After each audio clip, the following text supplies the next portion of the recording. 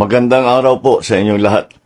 Ngayong araw, ipagpagpatuloy ko po ang mga report sa taong bayan tungkol sa mga natuklasan ng iba't ibang ahensya ng pamahalaan tungkol sa mga flood control project na nakita natin na ghost project o hindi maganda ang pagkagawa.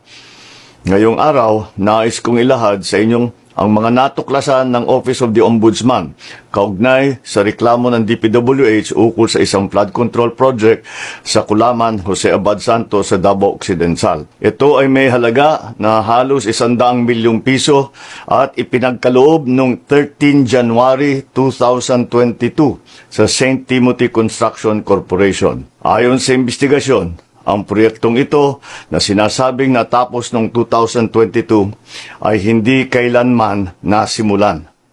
Sa inspeksyon ng CIDG noong 25 September 2025, natukoy na walang anumang konstruksyon sa lugar na yon.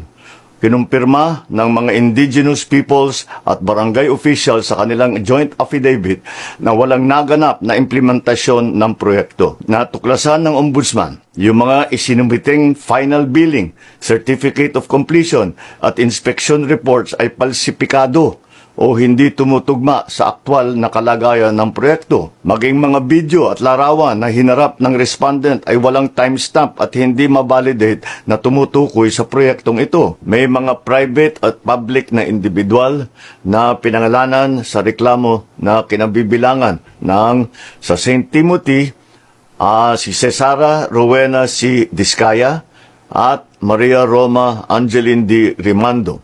Meron pang iba, mga ibang nasa ahensya ng DPWH na nasama rin sa kasong ito.